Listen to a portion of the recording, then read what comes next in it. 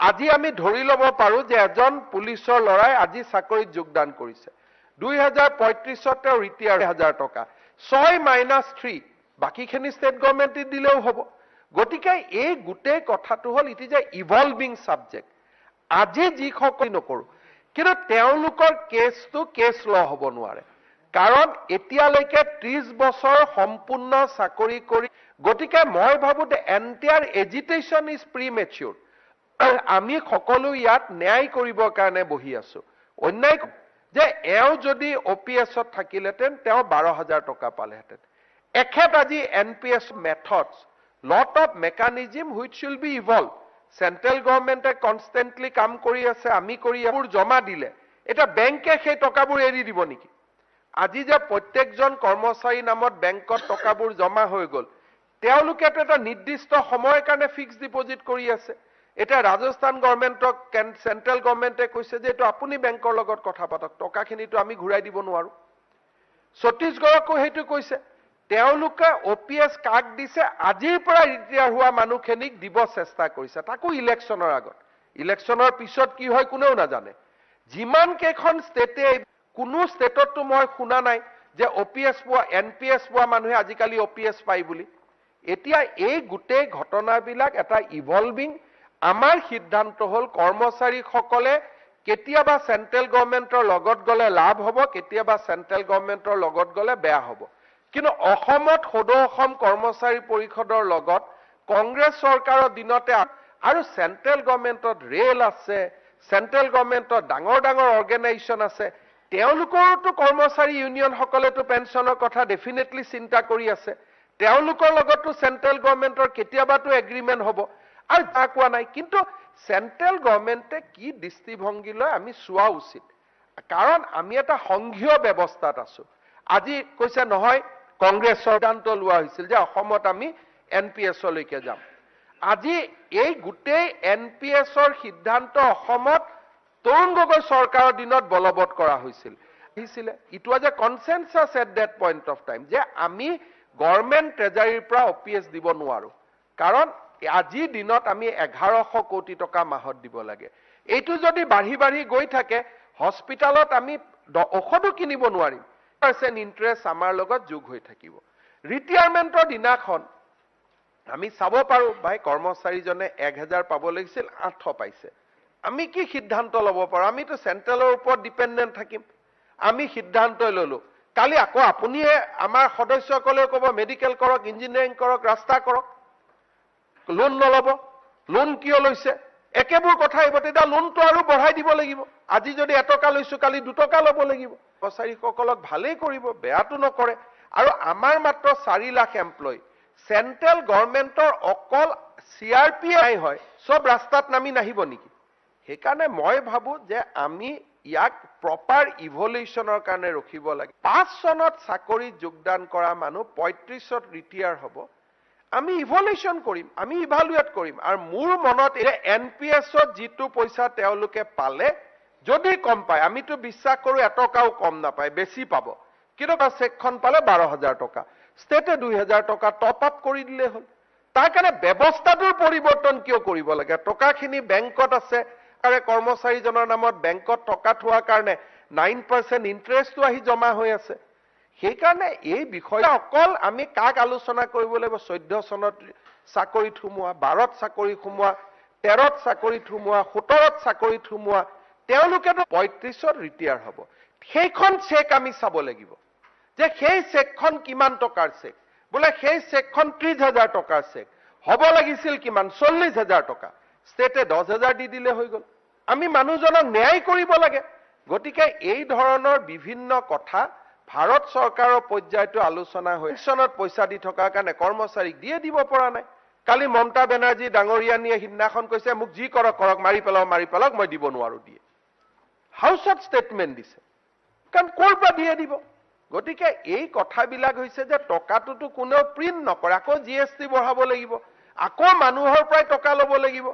গতিকে কৰ্মচাৰী এজনৰ কাৰণে সাধাৰণ মানুহক আপুনি কিমান ট্যাক্সেশন কৰিব সেইটো জানিব লাগিব সেইকাৰণে এই বিষয় বস্তুবিলাক ন্যাশনাল প্লেটফৰ্মত ডিসকাশন হ'ব লাগে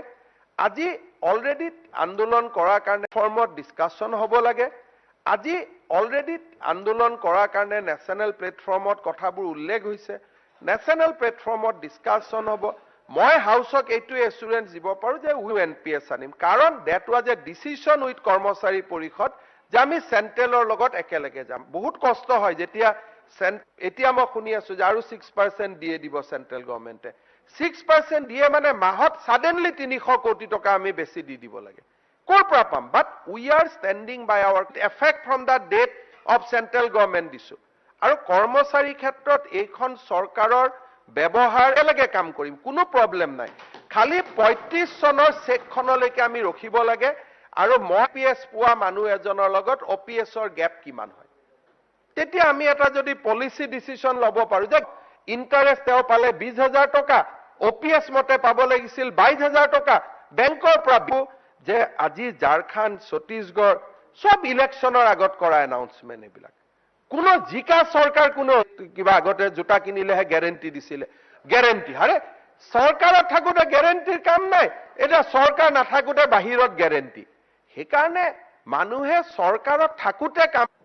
এটা সমক সৃষ্টি কৰিবৰ কাৰণে আজিৰ ইতিহাস আইনান মই নিজে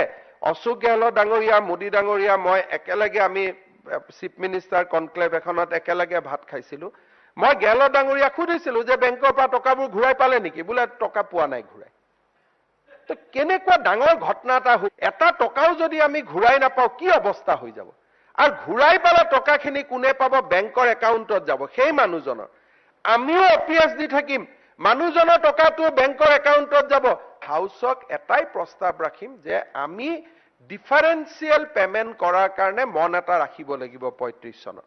যে এনপিএস আৰু ওপিএছৰ মাজত যদি বহুত পাৰ্থক্য থাকে if we pay the differential amount everybody will be satisfied state খনেও নাকান দিব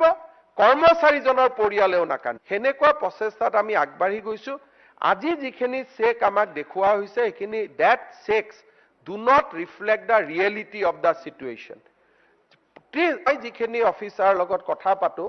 they are extremely happy যে স্যাৰ 30 বছৰ যদি আমাৰ বেংকত টকা জমা থাকে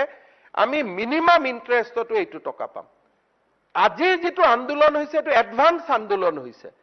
কোনোবা কৰ্মচাৰী এৰিব নেকি যদি 35ত যদি ৰিটায়াৰ হোৱাৰ সময়ত ওপিএছৰ সমান আৰু প্ৰধানমন্ত্ৰী সেই সময়ত জুনে প্ৰধানমন্ত্ৰী নাথাকে কিয় মুখ্যমন্ত্ৰী জুনে নাথাকে কিয় অন্যায় কৰিব পুৰা 4% 14% আমি কন্ট্ৰিবিউট কৰি আছো হয়তো কালি ভাৰত চৰকাৰে ক'ব আমি ৰাজ্যৰ জনতা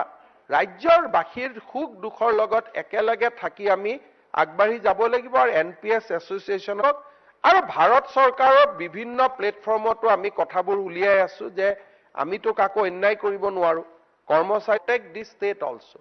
আজি 1100 কোটি টকা আমি পেনশন দি আছো মানুহৰ লংজিভিটি বাঢ়ি আছে ষ্টেটৰ বাজেটৰ পৰা টকা দিয়াটো সম্ভৱ ক'ত এভাকৈ লগালে এটা মই গৈ কোনোবা জায়গা যে নকল নোট ছপা হয় নোট ছপা কৰিলে হ'বগৈ এবাৰ বাজেটত আমি লিখিছো যে 200 কোটি টকাৰ পেনশন ফান্ড কৰি প্ৰত্যেক মাহত তেওঁলোকক বছৰত 30 কোটি পেনশন দিব লাগিছিল আজি 45 কোটি দিব লগিয়া হৈছে অহা বছৰ 55 কোটি 20 কোটি টকা ইন্টাৰেষ্ট পাব 20 কোটিৰ লগত ষ্টেটে 25 কোটি দিলেও হ'ব কৰ্মচাৰীখিনিয়ে ন্যায় পাব কিন্তু মেকানিক গতিকে these are methods 2035 চনলৈকে আমি ৰখো আৰু এটু কথা মই আজিও হাউসক কম কেতিয়াবা ভৱিষ্যতে সেই সময়ত আমি যি সকল থাকো আমি মনত ৰাখিব লাগিব লগত টেক আপ কৰিম যে এনপিএস আৰু ওপিএছৰ মাজৰ যেটো ডিফাৰেন্স হেতু ষ্টেটে দিয়া আৰম্ভ কৰিলে প্ৰবলেম উইল বি ৰিজলভ সেইকাৰণে হাউসক মই এটুকে অনুৰোধ কৰিম হাৰি কৰাৰ দৰকাৰ নাই ইস্যুটো আজিয়ে ক্লোজ কৰাৰ দৰকাৰ নাই আমাৰ লগত আলোচনাৰ সময় আছে ৰাজ্যগত আমিও জড়িত আছো and we are a small state বাকি ষ্টেটে ডাঙৰ ষ্টেটে যি সিদ্ধান্ত লয় সেন্ট্ৰেল গভৰ্নমেন্টে যিটো সিদ্ধান্ত লয় উইল ফলো দ্যাট আমি নিজাকৈ সিদ্ধান্ত ললে আমিতো হুৱা দুৱা নোপোৱা আমাৰ টকাও কোনেও ঘূৰাই নিদিব কেনেকে বেংকৰ লগত টেক আপ কৰিম কেনেকে ৰেগুলেটৰী অথৰিটিৰ লগত টেক আপ কৰিম nobody will listen to us কিন্তু যেতিয়া সেন্ট্ৰেল গভৰ্নমেন্টৰ লগত আমি একেখন নাৱত গৈ থাকিম কৰ্মচাৰী সকলেও ন্যায় পাব পৰিয়ালেও ন্যায় পাব জনগণেও ন্যায় পাব ধন্যবাদ দুটা লাইন কম অকমান দুই লাইন শুনি যাওক